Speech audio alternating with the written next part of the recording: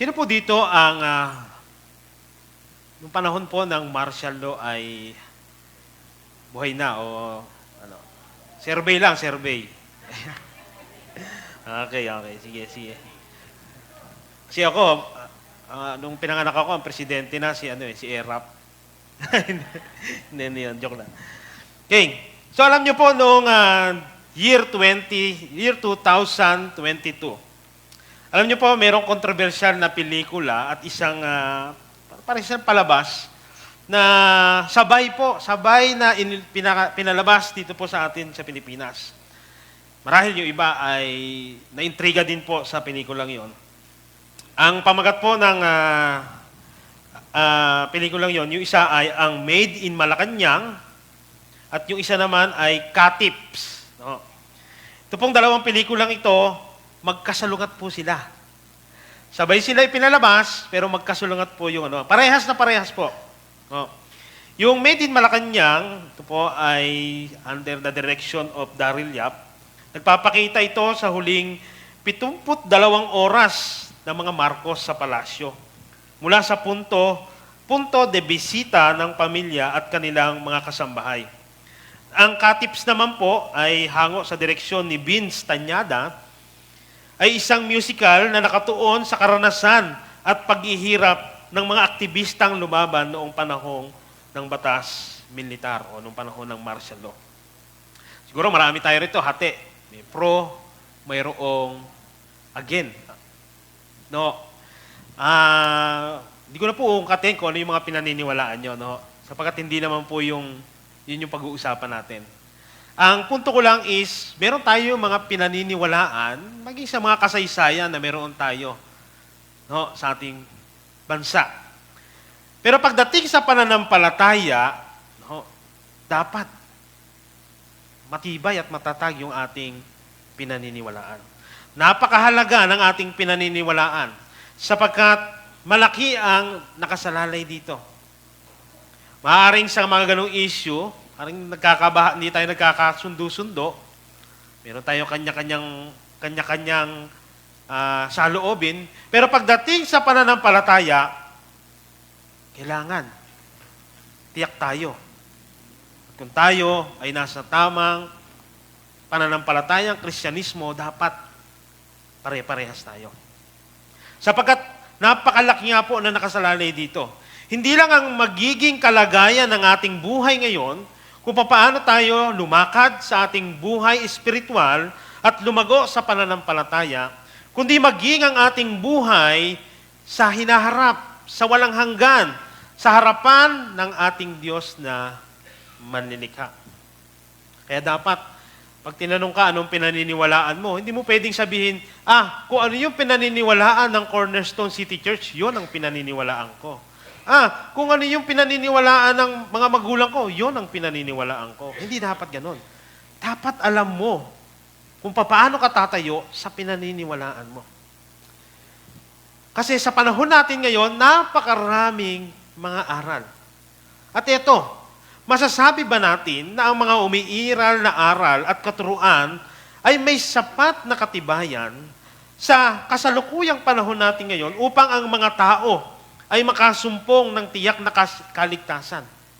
O sa atin naman na mga mananampalataya, o sinasabi nating tayo mga mananampalataya, ang ating bang pinaniniwalaan at sinasampalatayanan na pananampalatayang Kristiyano ay masasabi ba nating may matibay at sapat na turo patungkol sa kaligtasang ating natamo at patungo sa ating paglago sa pananampalataya? Alam niyo po, itong patuloy nating pagtalakay sa Aklat ng Galacia, kung saan matapos ipangaral ni Pablo ang ebanghelyo sa kanila, ay pumasok po ang katuroang Judaismo. Bigla na lamang nagbago ang mga mananampalataya doon at mabilis na nadala ng aral na ito. Kaya makikita po natin sa iba't ibang bahagi dito sa liham ni Pablo, hanggang dito po sa punto ng ating pong pag-aaralan sa umagang ito, personal na nagsasalita si Pablo sa mga taga-Galacia.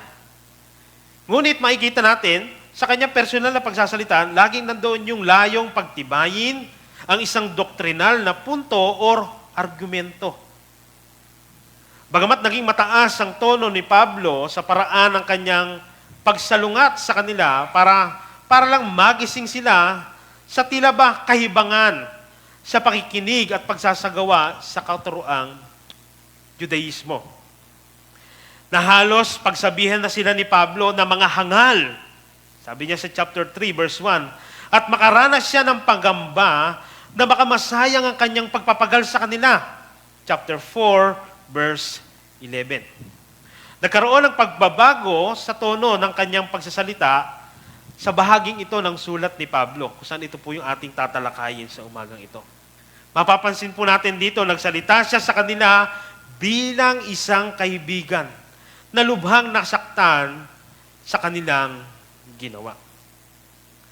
Kaya po kung meron po kayo mga Biblia, makibukas po kayo sa akin sa Kabanatang 4, talatang 12 hanggang 20 ng Galatia, kung saan ito po yung ating tinatalakay. Galatia chapter 4, verse 12 to 20.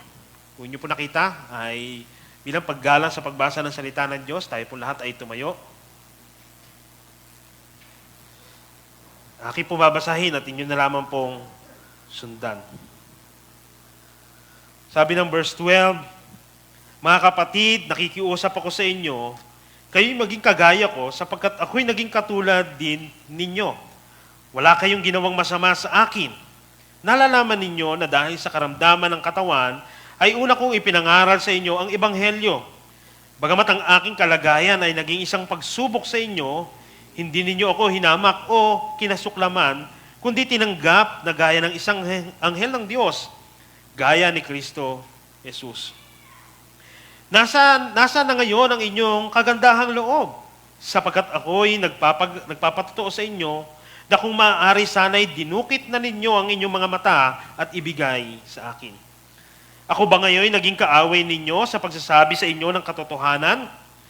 Sila'y masigasig sa inyo, subalit hindi para sa mabubuting layunin, nais nilang ihiwalay kayo upang kayo'y maging masigasig sa kanila.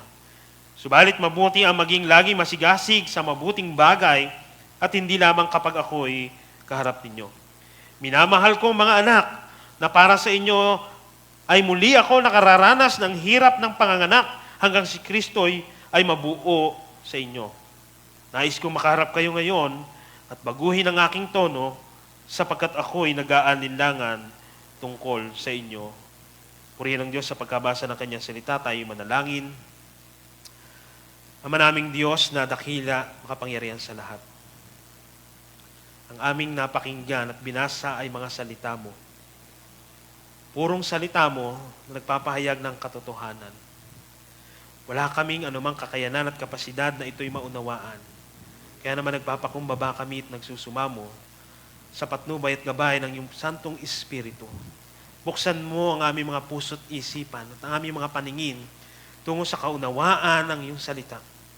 Basagin mo ang anumang pangangatwiran na meron kami sa aming mga puso upang makita namin ang liwanag ng Ebanghelyo ni Kristo na higit na dakila sa anumang bagay sa mundong ito. Tulungan mo kami at maranasan namin ang pagpapala buhat dito. Ito po ang aming panalangin sa pangalan ni Jesus. Amen. Amen. Tayo po'y makakaupo na. Ang pamagat po ng ating pong pag-aaralan sa umagang ito ay pinamagatan ko pong ang kasapatan ng Ebanghelyo sa malayang buhay ng Kristiyano. Malinaw na ang kalayaan mula sa pagkakaalipin ay makakamit lamang sa pamamagitan ni Kristo Jesus. Sa kanyang sakripisyong handog sa krus at sa kanyang muling pagkabuhay. Ngunit ang ginawa ni Kristo ay hindi lamang nagdulot ng kalayaan mula sa pagkakaalipin. Nagdulot din ito ng pag-aaring ganap at pag-aampon sa atin bilang mga anak ng Diyos. At ito ang naging dahilan upang ang mga mananampalataya ay sumulong tungo sa pag-unlad sa espiritual na buhay at paglago sa pananampalatayang kay Kristo. Makikita po natin yan sa nagdaang pag-aral, talakay po nitong nakaraang linggo sa mensahe po ng ating Pastor Sam. At ang magandang patunay niyan sa atin na tayo pinalaya na at tayo mga anak na ng Diyos ay yung presensya ng banal na Espiritu na nanahan sa puso ng bawat mananampalataya. At ito ay sumisigaw ng Aba, Ama. Isang tanda ng ating tunay na relasyon sa Diyos bilang siya na ating Ama. Ang tamang pagtingin at pagkaunawa sa kasapatan ng Ebanghelyo ang daan upang mapaunlad ang espiritual na buhay at lumago sa pananampalataya ang mga Kristiyanong pinalaya at inaring anak ng Diyos. Ito po yung susi. Yung sapat o tamang pagkaunawa na ang Ebanghelyo ay sapat sa buhay ng mga pinalayang tao.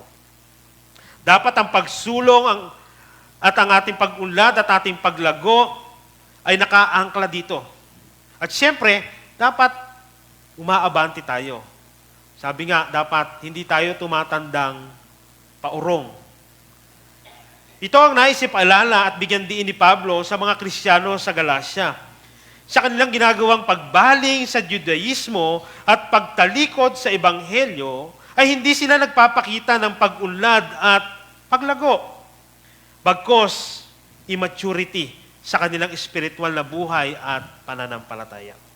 Hindi nila nakikita at naunawaan ang kasapatang dulot ng Ebanghelyo na kanilang natanggap na ito'y pinangaral sa kanila ni Apostol Pablo. Kaya ganoon na lamang kasigasig na sila ay paalalahanan at paaralang mabuti ni Pablo ng may mataas na tono sa pananalita sa kanyang naging pagsulat dito. Kung nananampal lang yung sulat ni Pablo, baka nasampal na isa-isa yung mga mananampalataya doon. No? Ito din ang aking panalangin sa umagang ito para sa ating lahat. Na tayo, matagal man tayo o bago man tayong Kristiyano, o maging ikaw na narito, hindi mo patiyak kung ano ba ang dapat mong paniwalaan, ay makita natin ang kasapatan ng Ebanghelyo para sa ating pinaniniwalaan at sinasampalatayanan. Kasi malaki nga po ang nakataya dito. Ngayon, bilang gabay sa ating mensahe sa umagang ito, sasagutin po natin ang tanong na ito. Paano natin makikita ang kasapatan ng Ebanghelyo sa ating malayang buhay bilang mga Kristiyano? May tatlong kasagutan po tayo na makikita dito po sa talatang ating pag-aaralan. Una, ang kasapatan ng Ebanghelyo para sa ating kalayaan. Hindi na kailangan pang umasa sa anumang tuntuning seremonyal at ritual. Dito ay pinakita ni Pablo sa pamagitan ng kanyang buhay sa verse 12a, ang isang halimbawa sa kanila na ang buhay na matuwid ay hindi nakabatay sa pagsunod sa mga seremonyal na kautusan o ritual na sakripisyo, kundi sa kalayaang dulot ng Ebanghelyo. Ang mga mananampalataya ay malaya mula sa legalismo sapagkat ang katwiran ay mula kay Kristo. Sabi ng verse 12, nakikiusap ako sa inyo mga kapatid, tularan ninyo ako. Madalas sabihin ni Pablo na nais niyang tularan siya ng mga tao, hindi po ibig sabihin nito na siya ang maging sentro ng kanilang pananampalataya. Kapag sinabi niya na ang ganitong mga bagay, karaniwang ipinapakita ng konteksto sa paggamit ng ganitong punto ni Pablo, may mga tiyak siyang etikal na pagpapahalaga o pamantayan ng pamumuhay na nasa isip. Katulad na lamang ng kanyang sinabi kay Timoteo kung paano siya mamumuhay ng katulad ng paraan ng kanyang pamumuhay na nakasentro kay Kristo. Kalawang Timoteo chapter 3 verse 10 to 11, ngayon sinunod mo mabuti ang aking aral, pamumuhay, layunin, pananampalataya, pagtitiyaga, pag-ibig at pagtitiis, mga pag-uusig, mga pagdurusa, anumang mga bagay ang nangyari sa akin sa Antioquia, Iconia, Lystra, napakaraming pag-uusig ang tiniis ko, ngunit sa lahat ng ito ay iniligtas ako ng Panginoon. Itong mga bahaging ito ng pamumuhay ni Pablo, ang nais o ang inikayat niya kay Timoteo na tularan. At marami pa nga siyang mga iglesia na sinasabi o sinabihan ng ganito. Pero pagdating po dito sa ating teksto sa verse 12, sinasabi niya ang isang mas malalim na bagay. Sa madaling sabi, maging katulad ninyo ako sapagkat ako'y naging katulad ninyo. Sa ibang salin ng Biblia, makikita niyo po yan, na Tagalog, sinabi niya ni Pablo, na parang in-encourage siya, na tularan siya sa isang aspeto na pamumuhay na kanyang tinalikuran. Dito, ipinahayag kasi ni Pablo yung kanyang ginawa upang maintindihan ng mga taga-Galacia. Parang ganito, sinasabi ni Pablo, siya na isang Hudyo, sa kanyang pahayag, inabandonan niya ang pagdepende sa kautusan bilang daan ng kanyang pagiging matuwid sa paningin ng Diyos na kanyang inaasam at ninanais. Diba? Natatandaan niyo sa chapter 1, ako di po yung speaker noon, yung testimony, yung depensa ni Pablo sa kanyang sinabi doon na siya ay talagang matindi pagdating sa Judaismo, pero tinalikuran niya ang lahat ng iyon, alang-alang sa Ebanghelyo. Dito sinasabi ni Pablo na kung ako nga na isang Hudyo, tinalikuran ko yung pagiging Hudyo at pagdepende sa mga seremonya at mga sacrificial Old Testament law, alang-alang sa Ebanghelyo, dapat ganun din yung gawin nyo. Na hindi po sinasabi ni Pablo na kayo ng mga hentil, o sige, dahil hentil kayo, dapat maging Hudyo kayo. Hindi ganun. Kasi ang mangyayari, para lang ma-justify yung ginagawa nila na pag-convert sa Judaismo. Kasi yun naman yung ginagawa ng mga taga-Galacia. Ang paliwanag, ang nice bigyan din dito ni Pablo na ang kanilang pamumuhay na pinamumuhay ngayon sa Judaismo, hindi na dapat nila ipamumuhay yan. Kasi kung ako nga tinalikuran ko yan, dapat kayo din, talikuran niyo yan. No? Kasi ang kanyang punto rito is yung pagdepende sa Old Testament sacrificial law at mga ceremonial law, no, lahat ng yun ay picture na nangyari sa ginawa ni Kristo. Kaya nga, di ba, noong nakaraang Sunday, in the fullness of time, tamang kapanahunan dumating si Kristo na under ng law. And then sinabi ni Kristo sa Mateo, doon sa ating pag-aaral sa Sermon on the Mount, di ba, sabi niya, hindi siya na parito para ang law, kundi i-fulfill yung law. So, sila'y kapwa malaya na, sinasabi rito ni Pablo, sa pagkakaalipin at tiyak ngang matuwid na sa paningin ng Diyos, katulad ni Pablo, na bagamat isang Hudyo at sila na mga hentil. Pinanaya na sila sa pamagitan ni Kristo Jesus sa kanyang ginawa, yung kamatayan sa krus at muling pagkabuhay. Ito ang kanilang sinampalatayanan, kaya sila'y hindi na mga alipin, bagkos malaya na. At ito pa nga, napakaganda, inaring ganap at anak ng Diyos. Tagapagmana din ng pangako. At naging patunay nga doon yung banal na Espiritu. Kaya bakit pa sila susunod sa mga sinasabi o tinuturo ng mga Judaizer? Kung sila ay inalis na ng Diyos sa pagkakalipin, sa kanilang pagsamba sa Diyos-Diyosan. Basa po natin yan sa verse 8. Sila ay nasa ilalim ng pagkaalipin sa mga Diyos-Diyosan. Na sa kanilang pagbaling naman sa mga tuntuning kautusan o Judaismo, ay hindi nila naisip na sila ay sa ilalim pa rin sa pagkaalipin, na halos katumbas din ng kanilang naging gawi o pagsamba sa Diyos-Diyosan. At itumpong mga to ay malinaw na pagpapakita ng pag-aabandona sa gospel o sa mabuting balitang kanilang tinanggap. Sapat ang ebanghelyo ni Kristo. Yan ang binibigyan diin ni Pablo. Maging sa ating kasalukuyang panahon ngayon bilang mga Kristiyano. Katulad nila tayo ay malaya na mula sa pagkakaalipin sa kasalanan. Tayo ay inaring ganap sa paningin ng Diyos dahil sa ginawa ni Kristo Jesus na ating sinampalatayanan.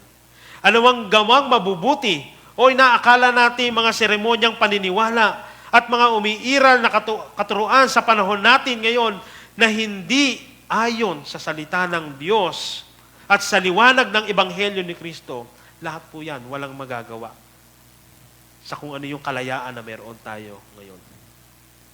Ang mga ito ay hindi kailanman makapagbibigay o matutumbasan ng kalayaan at katwirang dulot ng ginawa ni Kristo sa krus.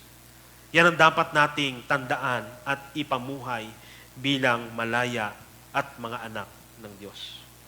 Kung ikaw ay isang Kristiyano o maring ikaw ay naguguluhan sa ngayon sa iyong kalagayan sa harap ng Diyos, unawain po nating mabuti ang katotohanan ito. Sapat ang ginawa ni Kristo sa krus para bayaran ang ating mga kasalanan.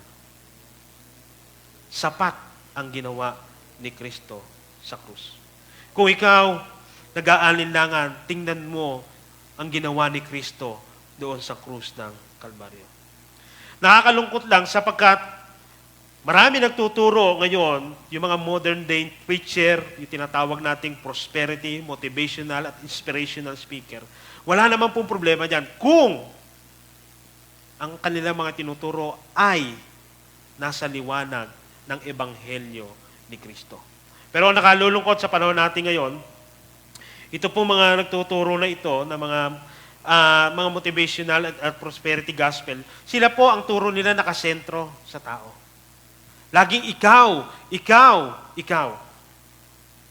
Sasabihin nila, mahal ka ng Diyos, tanggap niya kung ano yung kalagayan mo, basta maging mabuting tao ka lang. O kaya sinasabi nila, mapagmahal ang Diyos, may maganda siyang plano sa iyo, at hindi man lang babanggitin ang kasalanan. Kasi pag binanggit yung kasalanan, mau-offend yung tao.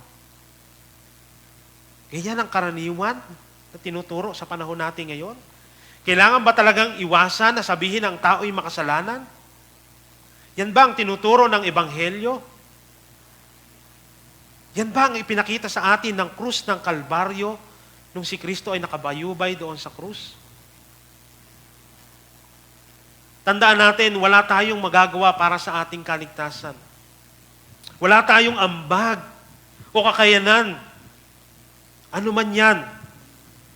Maging yung ating mabubuting gawa ay hindi makakaabot sa kalwalhatian ng Diyos.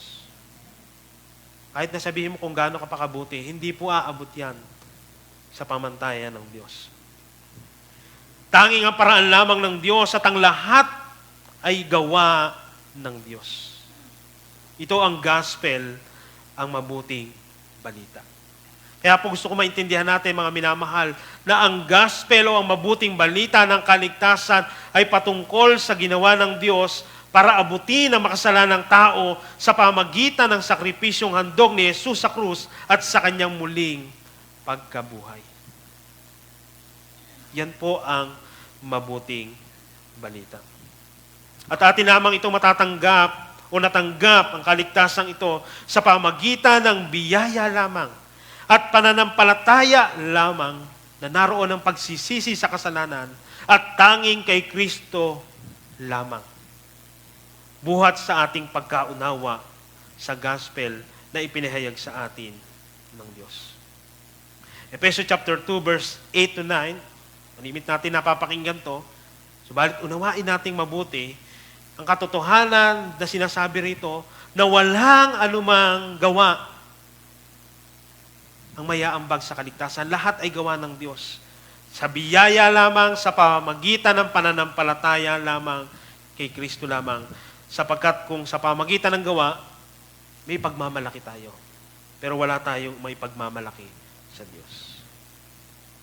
Sabi pa ng Marcos 1:14, pagkatapos na madakip si Juan, pumunta si Jesus sa Galilea, pinangaral ang Ebanghelyo ng Diyos. Sinabi, naganap na ang panahon, malapit na ang kaharian ng Diyos, kayo'y magsisi at manampalataya sa Ebanghelyo. Paano magsisisi ang tao kung hindi mo sasabihin ang kasalanan? Paano niya makikita ang pagsisisi kung hindi niya nakikita kung gaano siya kamakasalanan? Kaya nga, kung matatandaan nyo sa mga nagdaang pag-aaral natin, ang law at ang pangako ng Diyos, hindi po magkalaban yan. Ibinigay ang law, no, may malaking role ang law para matanggap natin yung pangako ng Diyos. At ang law, ang maging salamin natin para makita natin kung gaano tayo kamakasalanan at hindi natin kayang iligtas ang ating sarili sa paningin ng Diyos. At kailangan natin ang biyaya ng Diyos. Sabi ng 10:9 ng Roma, sapagkat kung ipapahayag mo sa pamagitan ng iyong bibig na si Jesus at Panginoon at sasampalataya ka sa iyong puso na binuhay siyang muli ng Diyos mula sa patay, ay maliligtas ka. Sapagkat sa puso ang tao'y nananampalataya kaya't itinuturing na ganap at sa pamagitan ng bibig nagpapahayag kaya't ligtas. Nakikita at nauunawaan ba natin kung gaano kadakila at kasagana ang ebanghelyo pagdating sa ating kaligtasan o yung pagiging malaya ngayon bilang mga mananampalataya? Masabi ba natin na talagang sapat ang ebanghelyo sa kung ano yung ating kalagayan ngayon bilang malaya na mula sa pagkakaalipin at mga inaring ganap ng Diyos? Ngayon, kung tayo ay nahihirapan sa paglago sa ating pananampalataya, baka kasi ginagawa mo, nagsusumikap ka, yung sarili mo ginagamit mo.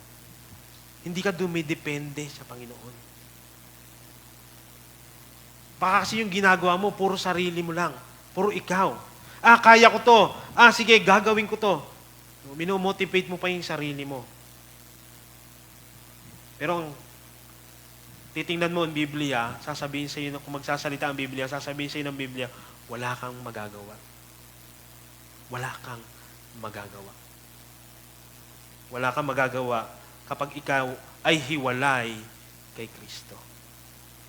So tandaan natin, mga minamahal, mga kapatid, na sapat ang ebanghelyo para sa ating kalayaan at hindi na kailangan pang umasa sa mga tuntuning seremonyal. Kaya sa ating paglago bilang mga malalayang Kristiyano, dumipende tayong lagi at umasa sa ebanghelyo ni Kristo. Hindi po ang ebanghelyo, hindi lang po ito para sa mga unbeliever. Kailangan po natin ang ebanghelyo ni Kristo. Kahit na tayo yung mga mananampalataya. Pangalawa, makikita natin ang kasapatan ng ebanghelyo sa malayang buhay natin bilang mga mananampalataya. Dito po sa verse 12 hanggang B, sabi diyan, ang kasapatan ng ebanghelyo para sa pagpapakita ng kagandahang loob sa isa't isa at hindi ang magkabahagi. Kung kanina, parang tumutukoy sa relasyon natin sa Diyos, ito naman, relasyon natin sa kapwa mananampalataya. So dito, pinapaalala ni Pablo kung paanong tinanggap siya ng mga taga-Galacia noon na may pagmamahal at pagtanggap. Ngunit dahil sa impluensya ng mga maling guro, mga Judaizer, nagkaroon ng lamig at hidwaan. Ang tunay na bunga ng ebanghelyo ay pagmamahal at pagkakaisa, hindi paghihiwalay. Sabi niya ng verse 12, sabi ni Pablo, wala kayong ginawang masama sa akin.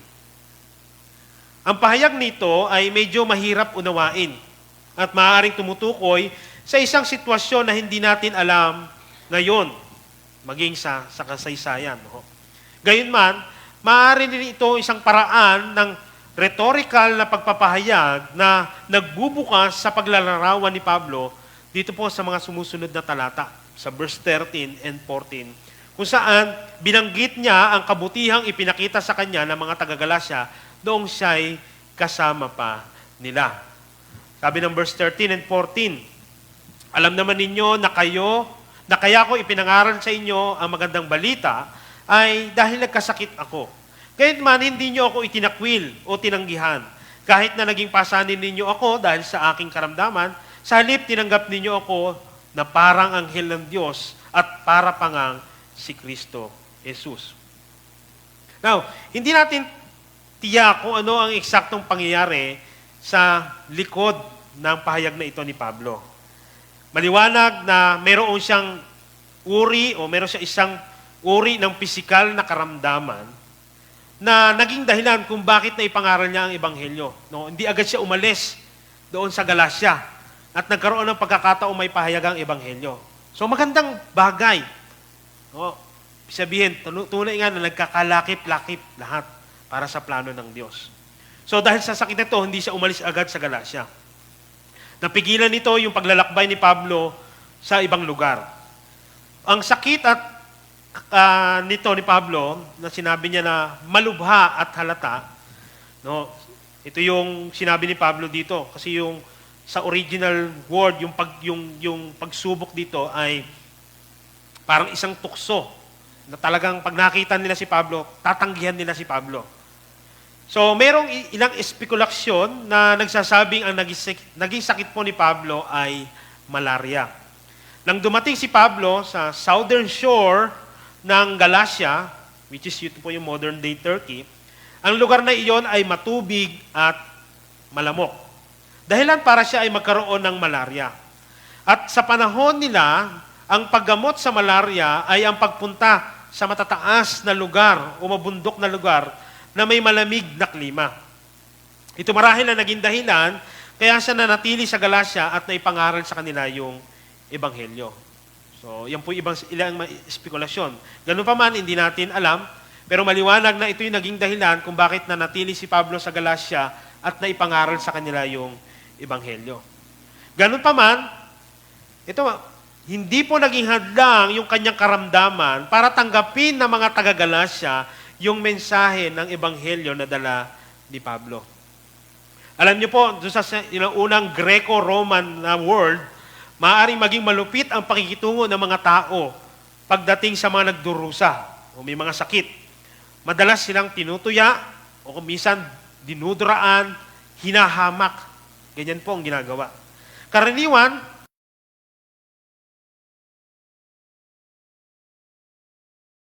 tatagpo sila ng isang taong may halatang kapansanan o karamdaman.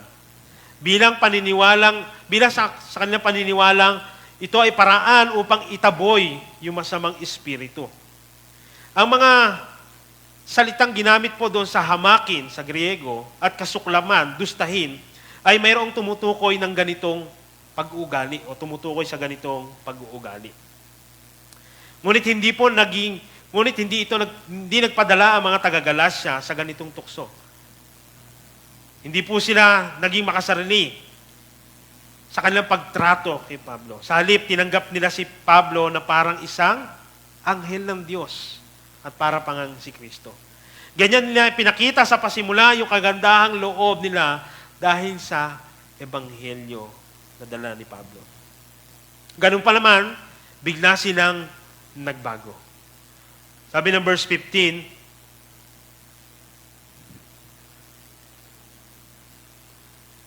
ayan ang umano ng aking napindot yata dyan. Ayan. Sabi ng verse 15, nasaan na ngayon ang inyong kagandahang loob? Sapagkat ako'y nagpatotoo sa inyo na kung maaari sana'y dinukit ninyo ang inyong mga mata at ibigay sa akin. Sino kaya magmamagandang loob na kayang dukitin yung kanyang mata? No.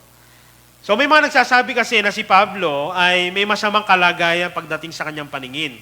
At sa kanyang naging sakit, ito marahil na nagpahirap sa kanyang paningin. Kaya marahil ay sinabi ito ng mga taga-Galatia. No? Speculation din po yun. No? Pero sa kabilang banda naman, marahil ang kanyang pagbanggit na ito ay isang metaphorical na paraan ng pagsasalita na dahil sa Ebanghelyo ay nagpakita sila ng kagandahang loob kay Pablo na handang gawin anuman para sa ikabubuti niya. So, pwedeng hindi ganon, pwedeng metaphorical. No? Pero gano'n pa man, ipinapakita ng gano'ng pag-ugali yung talagang handang gawin ng mga taga-Galatia ang lahat para sa ikabubuti ni Pablo. Ngunit nabago ito nang magsimula silang unti-unting lumayo si Pablo. Nung nawala na si Pablo. Na para bang naging isang kaaway ang kanilang turing sa kanya matapos na maipahayag sa kanila ni Pablo dati yung Ebanghelyo. Sabi ng verse 16, ngayon, itinuring ba ninyo akong kaaway dahil sa sinabi ko sa inyo ang katotohanan? Sila na mga taga-Galatia na nahumaling sa Judaismo, na akala nila bagamat may malasakit ang mga Judaizer sa kanila, ay meron namang hindi magandang motibo ang mga ito. Ang ilayo sila kay Pablo o ilayo sila sa turo ng Ebanghelyong daladala ni Pablo. Sabi ng verse 17, nagpakita nga sa inyo ng malasakit ang mga taong yan, ngunit hindi mabuti ang kanilang layunin. Nais lamang nila kayong ilayo sa akin upang sa kanila kayo mapalapit. Isang malinaw na bagay para kay Pablo at nais niya maging malinaw din sa mga taga-Galatia. Ang mga Judaizer ay hindi nagbibigay para sa iba, kundi para sa kanilang sariling kapakanan. Nagbibigay sila ng magandang salita tungkol sa mga taga-Galasya, ngunit ayon kay Pablo, walang mabuting layunin iyan. Sa halip makasarili at para sa sariling kapakinabangan ang kanilang hangarin. Nais lamang nila kayong ilayo sa akin upang sa kanila kayo, sabi diyan? Mapalapit. Dito makikita natin ang totoong layunin at ambisyon ng mga nanggugulo sa Galasya o mga Judaizer, na pahalagahan at itaguyod ang kanilang sariling reputasyon. Sa praktikal na aplikasyon sa Galasya, ginamit ng mga Judaizer ang mga taga-Galasya upang iwasan ang paghihirap para sa krus ni Kristo. Bagamat ipinahiwatig ni Pablo ang bahaging ito, malinaw niya itong sinabi sa huling bahagi ng kanyang liham. Dito po sa Galatia 6:12. Sabi diyan, ang mga tao naghahangad na mapuri ng kapwa, ito po yung mga Judaizer, ang namimilit sa inyong kayo'y magpatuli, ginawa nila iyon upang huwag silang usigin dahil sa krus ni Kristo. Nakakala nila, tama yung kanilang ginagawa. Hindi nila kaya magtiis, katulad ni Pablo, na nagtiis alang-alang sa krus ni Kristo. Katulad na nangyari sa mga Kristiyano sa Galasya, kung wala tayong maliwanag na pagkaunawa sa Ebanghelyo, ay madali tayong mahuhumaling sa mga maling katuriang umiiral sa ating panahon ngayon. Sino po dito nagpe-Facebook? Mami na kayo, lahat tayo nagpe-Facebook. Diba, pansinin natin, napakalawak ng Facebook ngayon. At yan ang nagiging access sa panahon natin ngayon. Natatakot, sino dito natatakot sa gera? Kasi natatakot tayo sa gera kasi parang nalalapit na paglapit ng Panginoon, diba? Huwag po tayo masyado mabahala dyan. Alam naman natin, darating mabahala tayo kasi ang isa sa pinakamatinding sinabi ng Panginoon sa kanyang muling pagbabalik ay masiiral ang maling katuruan. Na kahit sinabi ni Jesus o sinabi sa sulat ni Juan I think sa 1 John, na kahit na ang bulang guro ay nasa loob ng iglesia. Mapanganib. Kung mapanganib sa pisikal ang gera, mas mapanganib ang dulot na epekto ng maling katuruan. Kasi espiritual.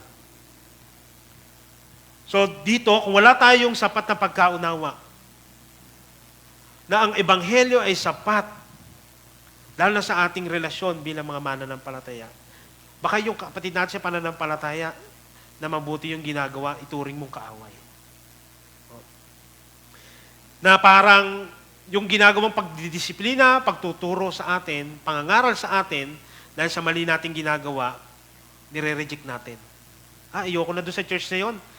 Sakit magsalita, puro kasalanan ng pinagsasabi ng mga pastor, ng mga preacher. Nasasaktan ako, na-offend ako. Doon na lang ako sa mga nagsasabing, magaling ka, malakas ka, masaya ka. Merong isang preacher sa Amerika, bago magsimula yon, tututukan ng camera yon, nakaganon pa yon. Sabi nyo, ikaw ay magalakas, ikaw ay masigla, ikaw ay ganito, ikaw ay ganyan, i-claim mo. Nakakatakot po yung ganon. Pag hindi ayon sa salita ng Diyos at siliwanag ng Ebanghelyo ng Diyos, mag-ingat po tayo.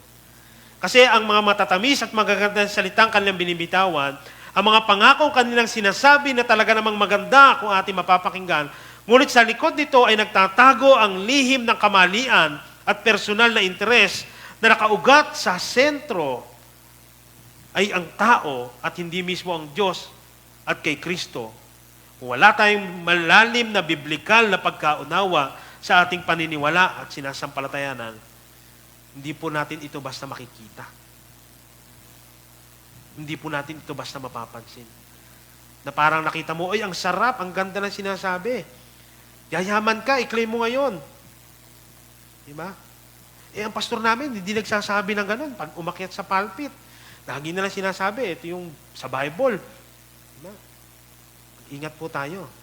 Kung ano yung maganda sa paningin natin at hindi tayo nasasaktan at nasisiyahan tayo, maging maingat po tayo. Baka hindi natin alam, nadadaya na tayo. Ang worst pa nito, ang magiging tingin natin sa mga lingkod ng Diyos at sa mga mananampalataya, magiging kaaway natin. Haalis na ako dyan sa church na yan. Diba? At ang matindi ron, yung mga pangaral at pagtuturo, hindi natin tatanggapin. No? Ang layunin ng maling katuruan ay hindi lamang iligaw ang mga tao, kundi sa kanilang personal na interes, magdulot ng pagkabahabahagi sa katawan ng ating Panginoon. Hanggang sa ang pagpapakita ng kagandahang loob ay para sa personal na interes na lamang para makuha ang interes at pabor ng tao. Pansinin niyo po, mga prosperity gospel preacher, no, ang tinutukoy ko po ay yung mga talagang personal na interes. Sila po yung mga mayayaman. Sa Amerika, mayroong isang kilalang prosperity preacher. Limutan ko lang yung name niya, pero meron siyang personal private jet plane. O, huwag na tayong lumayo sa Pilipinas. Yun. Si ano parang? Yun. Sa inyo, tanong nyo nakikianti. Copland. Yun. Puro si claim yun eh. Pag lumabas sa TV yun. So, sa Pilipinas, meron din. No, si Kibuloy, na bagamat ngayon ay hindi natin alam kung nakakulong ba talaga. Diba? Pansinin niyo yung kanyang tinatawag na New Jerusalem. Ano nasa paligid doon? Mga naghihirap na tao. Pero siya, ang sarap ng upo niya. Diba? Sabi ng Panginoon, mabuti pa kayo. May maganda kayong tutuluyan. Pero ang anak ng tao? Walang maayos na tutulugan. At ang Panginoon ay naparito hindi para paglingkuran, kundi maglingkod. Di ba? Kaya tingnan po natin, mga kapatid, sa liwanag ng Ebanghelyo na sapat ang Ebanghelyo. Para makita natin na yung yung tinatawag na kabutihang loob na ginagawa natin sa isa't isa ay para sa ikabubuti natin. Hindi po sa ikasasama natin. Kung titingnan natin, yung mga bagay na ito sa liwanag ng Ebanghelyo, mas maintindihan natin na hindi natin kailangan yung mga magbubusa sa ating emosyon. Kailangan natin ang Ebanghelyo sa buhay natin. Kaya kung tayo, sa paraan ng pagdidisiplina, pangangaral, pagpapayo, bagamat hindi maganda yung mga naririnig natin, yung sinasabi sa atin, kung ito naman ay nakikita natin sa liwanag ng Ebanghelyo ni Kristo, tanggapin natin ito ng buong puso. Sapagkat ginagawa yon hindi para tayo itakwil o magkawatak-watak, kundi para pagtibayin, pag-isahin ang katawan ni Kristo. Dahil bahagi tayo ng katawan ni Kristo. Si Pablo, hindi siya katulad ng mga Judaizer sa kanyang kagandahang loob na ipinakita sa mga taga-Galasya. Malinaw na hindi ito para sa kanyang pansariling interes. Kaya ganun din naman ang sinukli nila sa pasimula pa lamang ng si Pablo ay mangaral doon. No? At ito ang tinuturo ni Pablo. Bagamat mabigat at masakit yung mga pangaral ni Pablo, hindi para sa kanyang pansariling interes yun. Makikita natin at maliwanag na pag-aralan natin na lahat ng iyon ay pagturo tungo sa Ebanghelyo ni Kristo. Lahat ng ginagawa ni Pablo para sa mga taga-Galasya, itinuturo sila pabalik sa Ebanghelyo ni Kristo. At ganun din yung ginagawa ni Pablo sa ibang mga sulat niya sa mga church. Katulad na lamang sa sinabi niya sa Filipos chapter 3 verse 1 to 4. Sabi niya, kaya nga, sapagkat mayroong kasiglahan ang buhay kay Kristo. Sabi niya, kung mayroong kasiglahan ng buhay kay Kristo, mayroong kaaliwan ng pag-ibig, mayroong pakikiisa ng Espiritu Santo, at mayroong kagandahang loob at malasakit para sa isa't isa, lubusin niyo ang aking kagalakan. Magkaroon kayo ng iisang kaisipan, magbuklod kayo ng iisang pag-ibig, at magkaisa kayo sa puso't diwa. Huwag kayong gumawa ng anuman dahil sa paghahangad ninyo na maging tanyag sa halip bilang tanda ng pagpapakumbaba, ituring niyong higit ang iba kaysa inyong mga sarili. Pag malasakitan ninyo ang kapakanan ng iba at hindi lamang ang inyong sarili. And then from verse 5 to 11, yan po yung napakagandang passage na mababasa natin patungkol sa ginawa ni Kristo na pagpapakumbaba. Diba? Kung susundin po na, kung babasahin niyo po, maganda po yung ginawa niya na si Kristo, kung paano niya pinakita ang pagpapakumbaba para lang abutin tayo. Diba? Kaya naman nawa ang ating pagpapakita ng kagandahan loob ay laging nakaugat sa kasapatan ng Ebanghelyo. Nang sa gayon ay hindi ito magkaroon ng personal na interes kapag ating itong isinabuhay at ang laging sentro ay si Kristo tungo sa pagkakaisa, pagbubuklod bilang katawan ng Panginoon.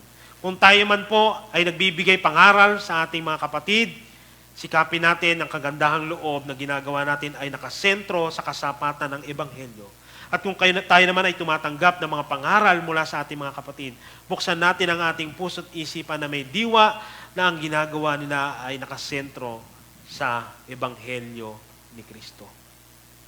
Lahat ay nakatuon sa Ebanghelyo ni Kristo. At panghuli, ang natin makikita ng kasapatan ng Ebanghelyo sa malayang buhay natin bilang mga Kristiyano, ito po yun, ang kasapatan ng Ebanghelyo sa kasigasigan, sa paglago, at hindi pakitang tao lamang. Kaya natin maging masigasig. Pero ang tanong, saan ka humuhugot ng pagiging masigasig mo? O baka naman pakitang tao lamang?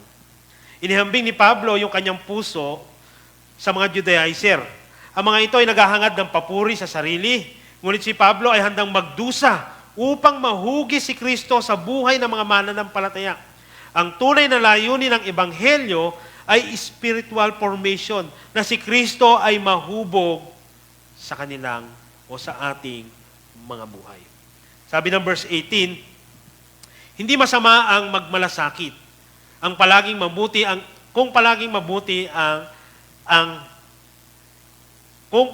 mabuti ang layunin at hindi kung kaharap lamang ninyo ako. O sa ibang salin po sa Tagalog yan, maging masigasig. No. So nagsisikap si Pablo para sa kanila, hindi lamang kapag kasama niya sila, kundi kahit malayo siya. Ipinakita din niya ito sa kanyang sulat sa kanila. Di ba? Kung paano siya concern at hindi pinabayaan ang mga taga-Galasya. Tulad ng isang mapagmahal at matiisin na ina, ang mga espiritual na ligaw na pananampalataya ng mga taga-Galasya ay malalim at matindi ang iniinda sa puso ni Pablo. Hindi po basta-basta problema lang ang dulot nito kay Pablo na parang, ano ba naman to? Napakalaking problema ng mga taga-Galasya. Hindi po ganoon. Napakalalim po nun.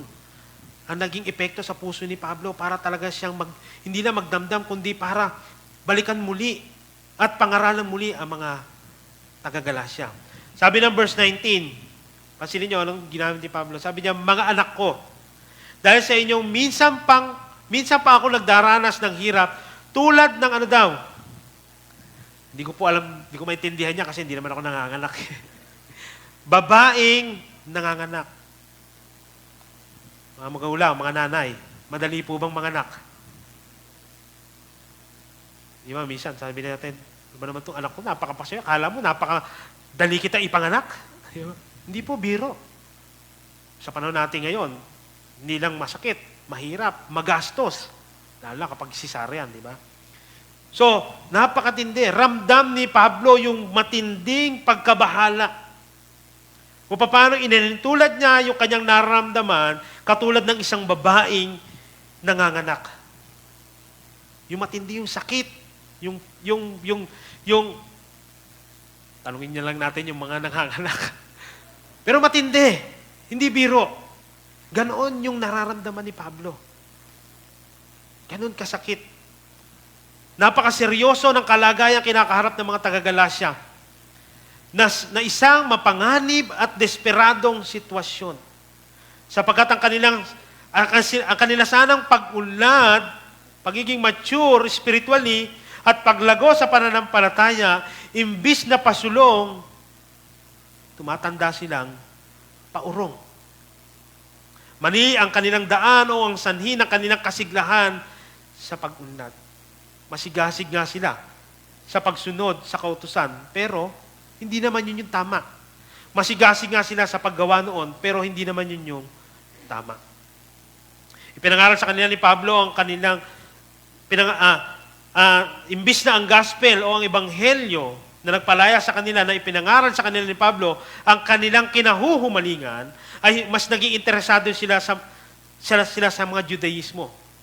Nakarang verse, makita natin, di ba? Yung pag-observe sa mga araw, mga buwan. So, naging interesado sila, naghumaling sila. And specifically, sa circumcision, sa pagtutuli.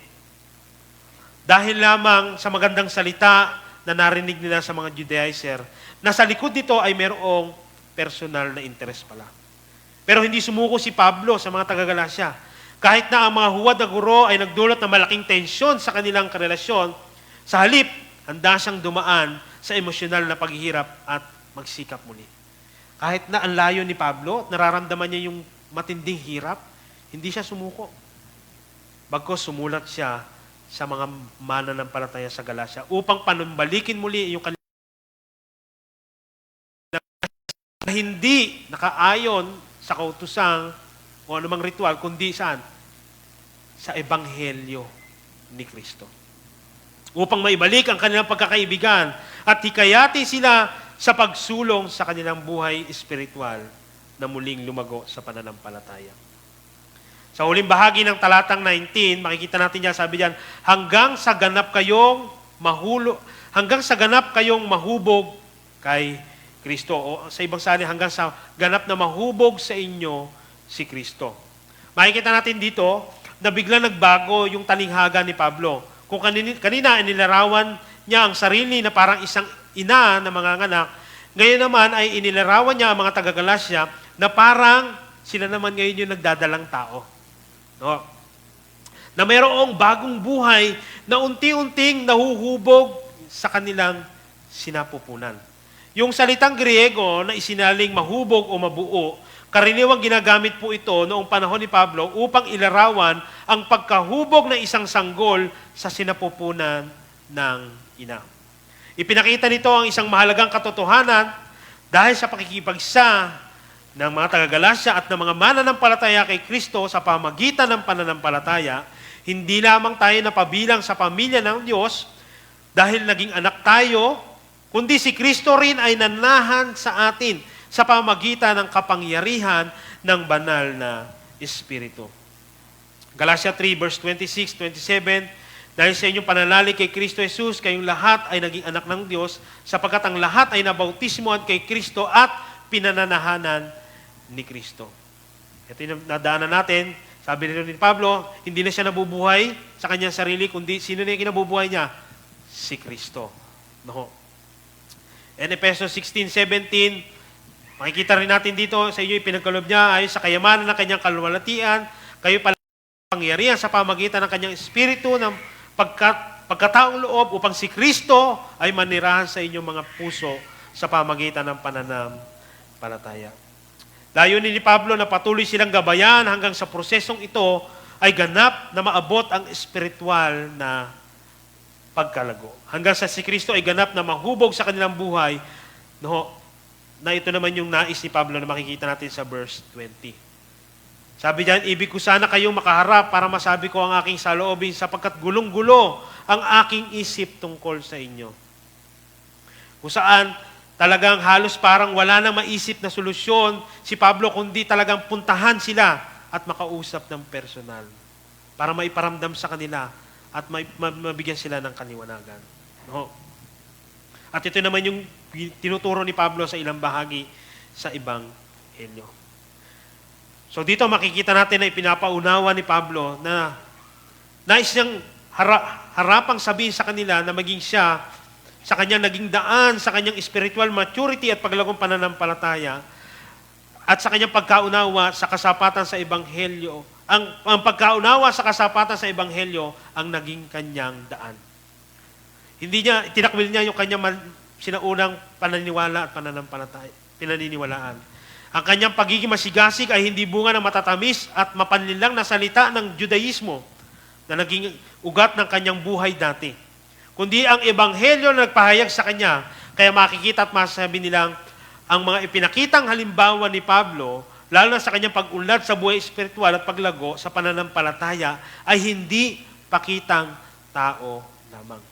Kaya ganoon na lamang siya kasigasig, hindi lamang sa kanyang buhay pananampalataya, kundi maging sa pagmamalasakit sa kanyang ipinadadama sa mga taga-Galacia. Maganda yung sinabi ni Pablo sa verse sa Filipos 3:7-11 and 15-17, kung paano ito yung sinabi niya dito, yung famous word na nagpapatuloy ako tungo sa hangganan, makantam ko lamang yung pagkatawag sa akin ni Kristo. Pero ang magandang payo dito ni Pablo sa verse 15-17, sabi niya dapat yung kaisipan na meron siya bilang malago sa pananampalataya, ito rin yung maging kaisipan ninyo. So, ang tunay na paglago at pagbabago sa pananampalataya ay hindi lamang natututunan sa salita, kundi sa paggaya sa buhay na nakasentro kay Kristo. At ang mapagmahal na pagtutok at sakripisyo na gumagabay sa atin sa pananampalataya.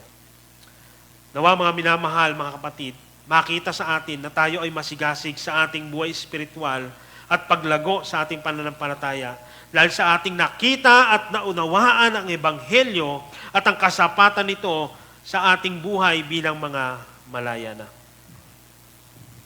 At nawa ganun din yung makita natin sa buhay ng mga pastor, mga leaders, at mga church members sa iglesyang ito.